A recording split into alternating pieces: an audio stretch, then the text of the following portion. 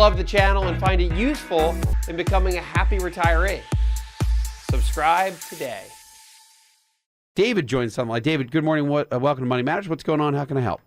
Hey, well, we have our daughter's college stuff taken care of, but we saving pocket change since they were born. It's a couple grand, and it's basically I want to try to find a way to invest it. So when they get done with college, it could be for a wedding, down payment on a house, or whatever they might need it for. You know, when they get ready to start their lives.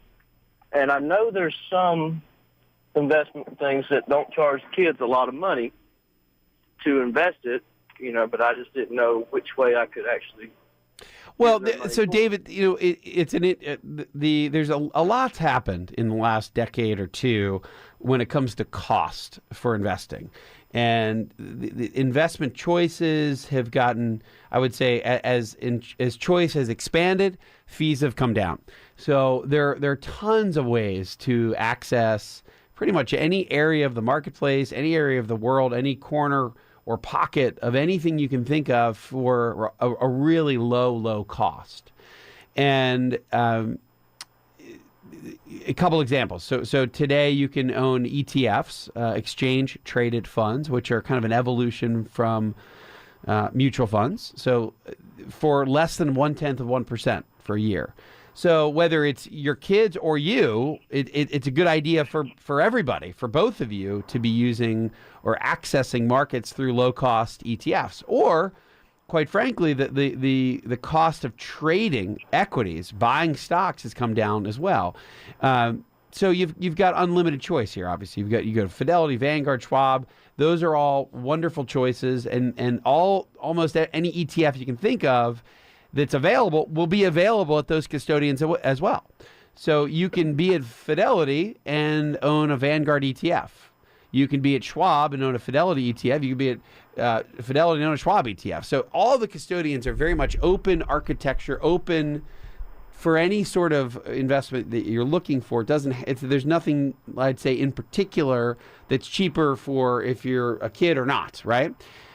The other thought, though, and this is something that when you're talking about kids and getting them interested, there's a company called Motif, MOTIF. It's an investment site that is very, I would say, thematic and visual. And I've seen kids it's a really great way to get kids involved in investing. My own kids, we've got this family Motif account, and the reason it's great for younger kids to understand because it's full of pictures and you can invest in themes. So if you want to invest in defense companies, you know, it'll have pictures of, you know, a fighter jet and anything that's related to, let's say, U.S. military defense. And then it'll help you and say, look, here are 20 companies that are in this space. Or if you want to invest in athletics or sports, it'll have all the companies that are in the business of sports, and you get a visual from the pictures that it shows. And you don't have to have a lot of money to do this, and you can own the individual companies that all participate in that one particular sector. And literally for a couple $100 you can get started with. It doesn't have to be tens of thousands. It can be, you know, a couple $100, and you can still own all these different stocks thematically.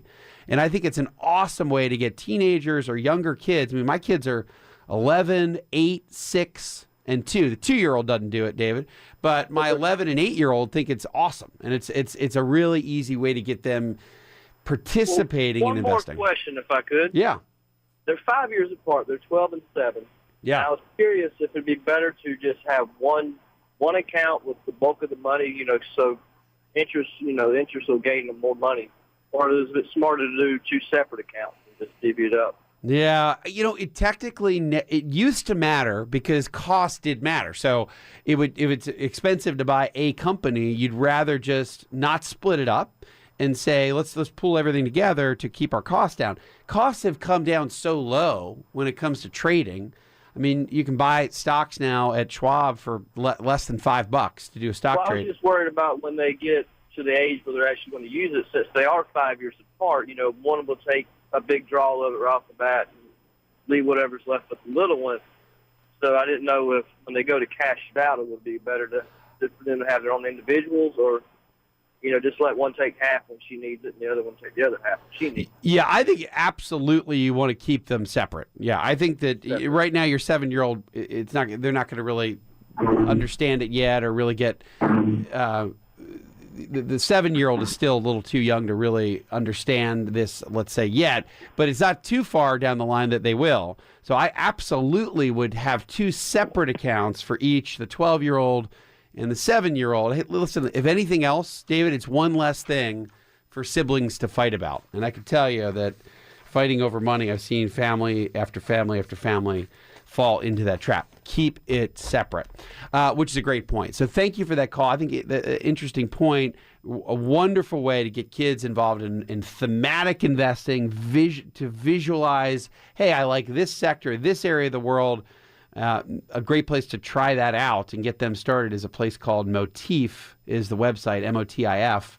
Motif Investing. Let me just make sure I have this right. Is it Motif? And I've got one of these accounts too. Motif.